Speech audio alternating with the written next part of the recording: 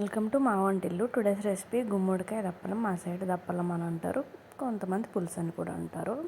దీనికోసం కావాల్సిన పదార్థాలు: ఒక పావు కేజీ గుమ్మడికాయ, 3 ఉల్లిపాయలు, 2 టమాటా, 4 పచ్చిమిర్చి, నిమ్మకాయ అంత సైజ్ చింతపండు, 1 టేబుల్ స్పూన్ అల్లం వెల్లుల్లి పేస్ట్, ఇంత బెల్లం ముక్క, కరివేపాకు. ఇవన్నీ తీసుకొని పక్కన పెట్టుకొని ముందుగా ఉల్లిపాయలు ఇలా చూపించిన విధంగా కొంచెం పెద్ద పీసెస్ కట్ చేసి పెట్టుకుందాం. ఎందుకంటే మనం మిక్సీలో పేస్ట్ చేసేస్తాం కాబట్టి పెద్దగా కట్ చేసుకున్నాం, ప్రాబ్లం లేదు. ఇలా మిక్సీలో వేసి పేస్ట్ చేసుకుందాం. అందులోనే పచ్చిమిర్చి ఇలా చూపించిన విధంగా నాటు పెట్టుకుంటే సరిపోతుంది. ఉల్లిపాయ పేస్ట్ చేసుకున్నాం. టమాటాలు కూడా ఇలా పెద్దగా కట్ చేసి పక్కన పెట్టుకుందాం. అండ్ గుమ్మడికాయ ముక్కలు కూడా ఇలా కట్ చేసి పక్కన పెట్టుకుందాం. ఈ సైజ్ అయితే మనకు ఉడికిపోతుంది. దీనికన్నా పెద్ద సైజ్ అయితే మళ్ళీ ముక్క ఉడకకుండా ఉండిపోతుంది కాబట్టి ఈ సైజులో కట్ చేసేసుకొని ఇవి కూడా పక్కన పెట్టుకుందాం. ఇప్పుడు స్టవ్ ఆన్ చేసి బాండి పెట్టుకొని ఆయిల్ వేసుకొని ఒక 4 to 5 టేబుల్ స్పూన్స్ ఆయిల్ వేస్తున్నాను. ఇందులో కరివేపాకు వేసి అది ఒకసారి ఫ్రై అయిన తర్వాత ఇందులోనే అల్లం వెల్లుల్లి పేస్ట్ కూడా వేసి పచ్చివాసన పోయేంత వరకు ఫ్రై చేసుకోవాలి. అల్లం వెల్లుల్లి పేస్ట్ ఫ్రై అయిపోయింది. ఇప్పుడు ఇందులో మనం ఆల్రెడీ పేస్ట్ చేసి పెట్టుకున్న ఆనియన్ కూడా వేసి ఫ్రై చేసుకొని ఇది గోల్డెన్ కలర్లోకి వచ్చేంత వరకు ఫ్రై చేసుకోవాలి. మనం టమాటా ముక్కలు కూడా కట్ చేసి పెట్టుకున్నాం కదా, దాన్ని కూడా ఇలా పేస్ట్లా చేసేసుకొని ఆనియన్స్ గోల్డెన్ కలర్లోకి వచ్చిన తర్వాత ఆ పేస్ట్, ఈ టమాటా పేస్ట్ కూడా వేసేసుకొని ఇది కూడా ఫ్రై చేసేసుకుందాం.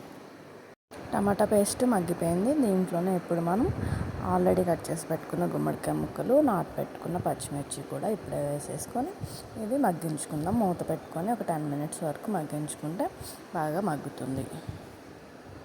మూత పెట్టుకొని మగ్గించుకున్నప్పుడు మధ్యలో ఇలా ఒకసారి తీసి కదుపుతూ ఇలా కదుపుకుంటూ మళ్ళీ ఒకసారి మగ్గించుకుంటే మొత్తం అన్నీ ఈవెన్గా మగ్గుతాయి. ఇప్పుడు మగ్గిన తర్వాత ఇందులో రుచికి సరిపడా సాల్ట్ అండ్ పసుపు అండ్ కారం, మీరు ఎంత తింటారో దాన్ని బట్టి అంత కారం కూడా వేసుకొని ఒకసారి కలిపేస్తాం. మంచిగా కలుపుకున్న తర్వాత అందులో 1 గ్లాస్ వరకు వాటర్ వేసి మళ్ళీ ఒకసారి మంచిగా కలిపేసుకొని మళ్ళీ మూత పెట్టేసి ఒక 5 minutes వరకు మగ్గించుకుంటే ఈ గుమ్మడికాయ ముక్కలకి ఉప్పు కారం అంతా మంచిగా పడుతుంది. కాబట్టి ఇప్పుడు మనం చింతపండు వేయకుండా ఓన్లీ ఉప్పు కారం అవి వేసి మనం వాటర్ వేసి ఉడికించుకున్నాం.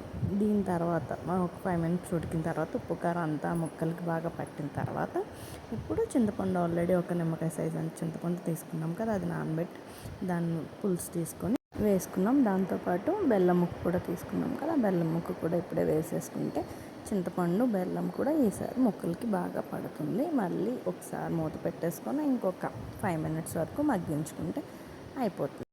మూత పెట్టుకుని మగ్గించుకున్నాం కదా, చూడండి ఇలా ఆయిల్ సపరేట్ అయిపోయింది. ఇలా ఆయిల్ సపరేట్ అయిపోయి మనకి గుమ్మడికాయ ముక్క ఉడికిపోయింది అనుకుంటే ఇంకా మనకి కర్రీ ఇది రెడీ అయిపోయినట్టే. ఇప్పుడు మనం దీనికోసం తాలింపు రెడీ చేసుకుందాం. తాలింపు కోసం ఇక్కడ ఆవాలు చూపించడం మర్చిపోయాను. ఆవాలు, జీలకర్ర, పచ్చెనపప్పు, మినప్పప్పు, కరివేపాకు, ఎండుమిర్చి, వెల్లుల్లి, కొంచెం ఇంగువ. ఇప్పుడు బాండి పెట్టుకొని ఆయిల్ వేసుకొని అది మరిగిన తర్వాత అందులో ఆవాలు, జీలకర్ర, మినప్పప్పు అండ్ కరివేపాకు, ఎండుమిర్చి కూడా వేసుకొని వెల్లుల్లి కూడా వేసుకొని బాగా ఫ్రై చేసుకుంటాం.